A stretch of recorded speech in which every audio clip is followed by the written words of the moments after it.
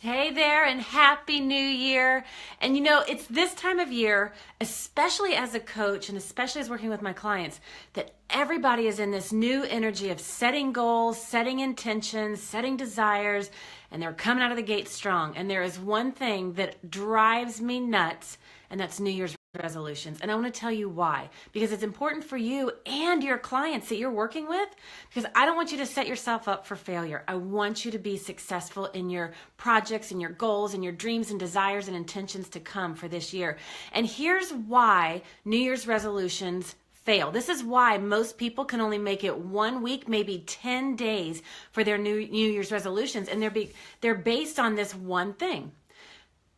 They create these intentions, these goals, because it's something they think they should do. I should lose more weight. I should be better with my money. I should be making more money. I should be getting more clients. And they're shitting all over themselves, right? And so the New Year's resolutions is based on this energy of should. And when you set a goal based on something you think you should be doing, it's all ego. It's all mind driven. And it immediately evokes judgment, self-doubt, guilt, shame, blame, all of that, the critics in your mind just start going nuts. And when you set out on these intentions, it's like pushing a boulder up a hill to create success, right? And usually people can make it about a week, maybe 10 days, 2 weeks tops for some people that are really committed. But when you're dealing with all that internal energy and the blame and the judgment and that self-doubt and all that stuff, and you're trying to bring that along with you, it's almost impossible to do New Year's resolutions. So I never like creating New Year's resolutions because it's usually based in shoulds. Instead, when you can get connected, and when you can do this for yourself, or you can help your clients do this at this time of the year, when you can get quiet and you can connect with an internal commitment. What is it that you really want? And why is that important to you? The why is a big driving factor in this.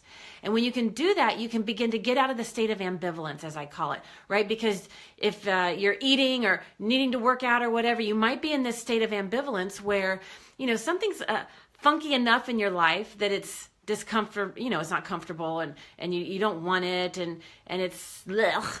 But it's not uncomfortable enough to actually make a change. Like that's the spot of ambivalence. That's where so many people live, right at the edge of their comfort zone, but not getting out of it.